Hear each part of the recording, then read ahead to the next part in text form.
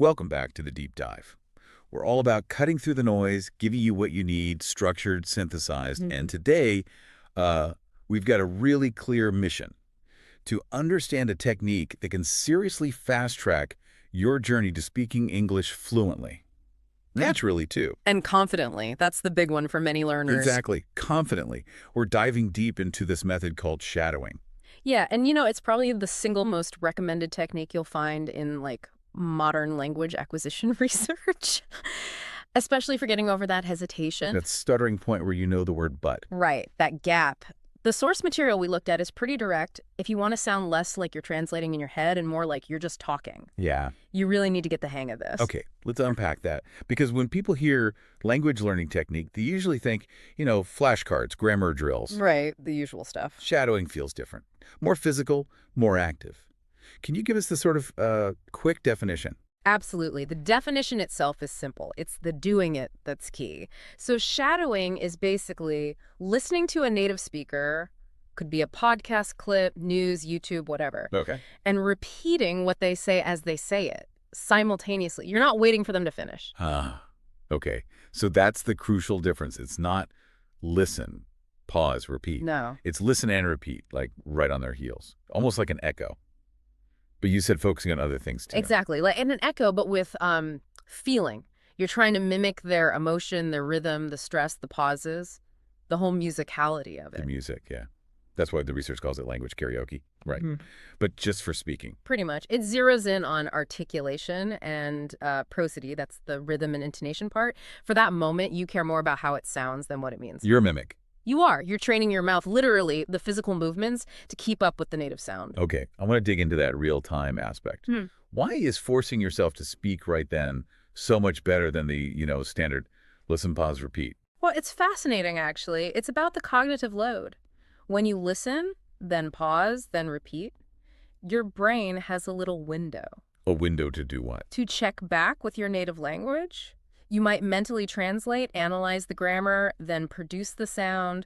Shadowing slams that window shut. So it bypasses the internal translator. Exactly. It forces your brain to just operate in English. You don't have the milliseconds to think, okay, I will be home later, dies in German, now back to English. Right. You just hear the sounds, and your mouth, your tongue, your articulators, they have to try and make those sounds instantly. Which gets right at that awful translation pause, that hesitation when you know what you want to say. But the words get stuck. Yes. But it just won't come out smoothly. Exactly. And that brings us nicely to the 4 core benefits that the sources really highlighted why this built confidence so fast. Okay, lay them out for us. First, pronunciation. And not just single words, but how native speakers link words together, that linkage and word stress. Huge improvement there. Linkage. Second, it really trains your ears.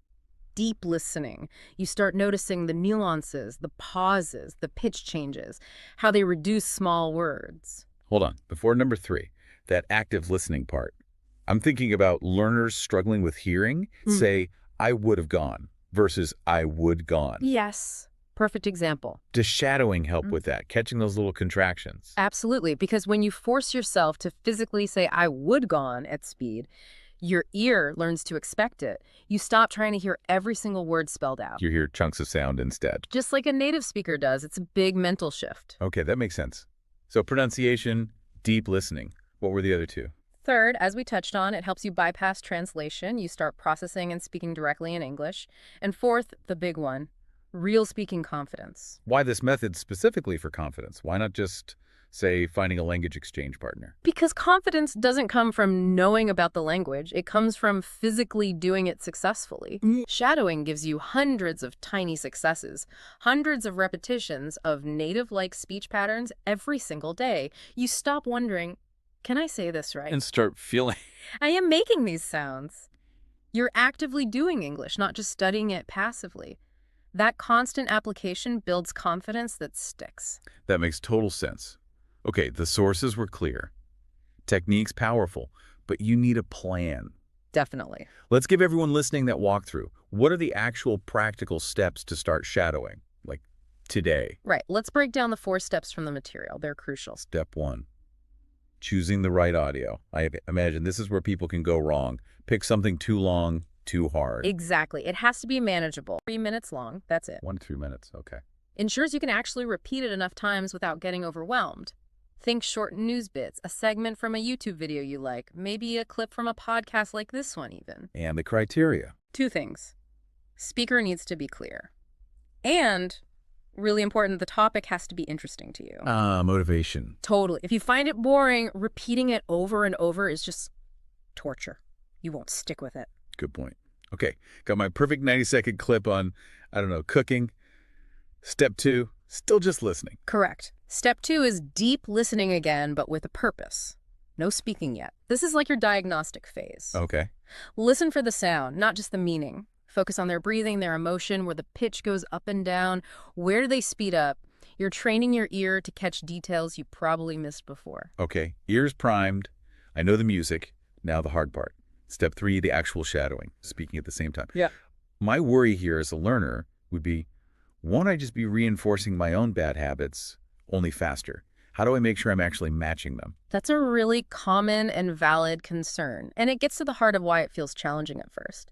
The goal in step 3 isn't instant perfection, it's practice. Right. You're trying to match 3 main things: their speed, their intonation, and their emotion. You're sort of verbally jogging alongside them. Okay.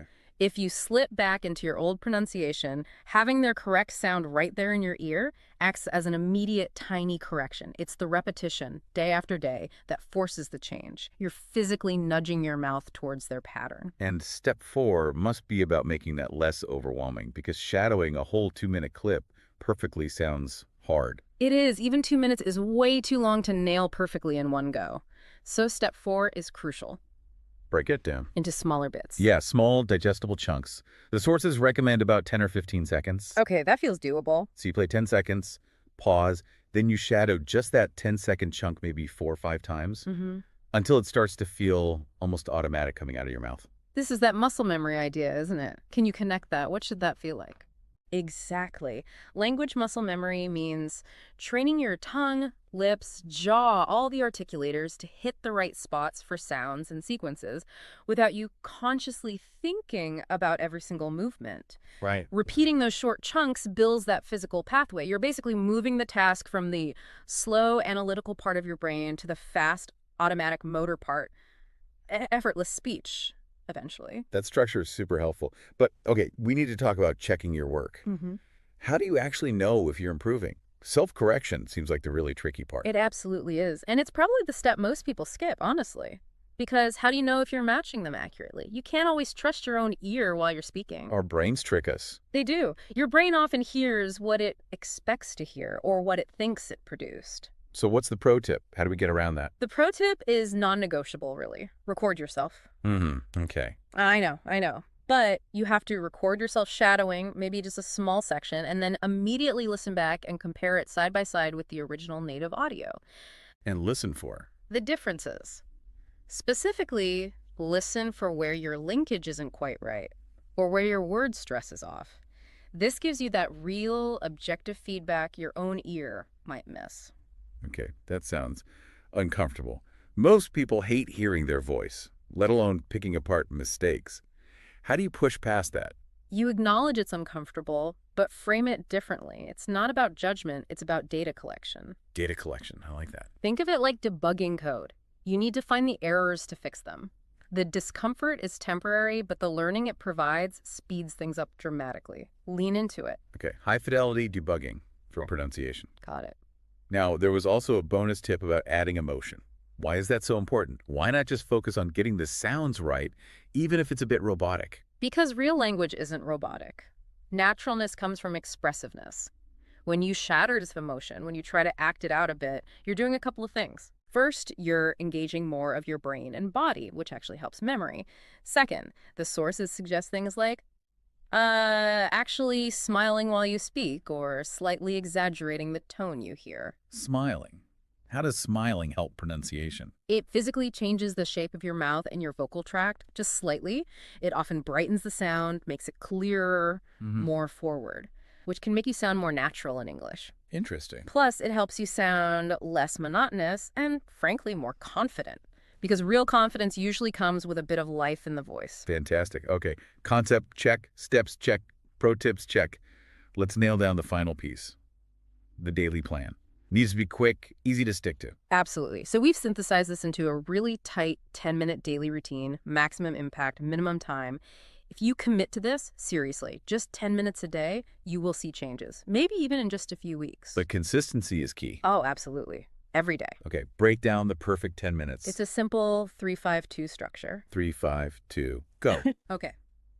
First 3 minutes, just listen to your short audio clip, that 1 to 3 minute one, ears only.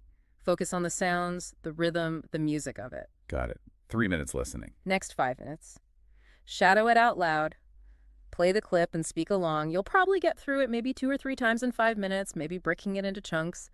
Really focus on matching the speed and the emotion. Okay, 5 minutes of active shadowing. That leaves 2 minutes. Exactly. The crucial 2 minutes. Record yourself shadowing just a small part of the clip, maybe 20, 30 seconds, then immediately play it back and compare it to the original. The debugging phase. That's your diagnosis time. Where did my mouth not quite match the target sound? 3 minutes listen, 5 minutes shadow, 2 minutes record and review, 10 minutes total, done.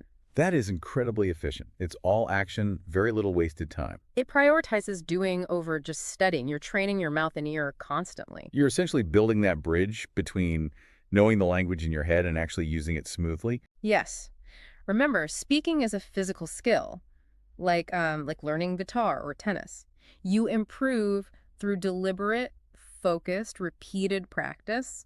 Shadowing is that intense practice. So wrapping this up for everyone listening, if you actually do this, this 10-minute routine, what are the changes you'll start to notice? You'll see it creep into your everyday English.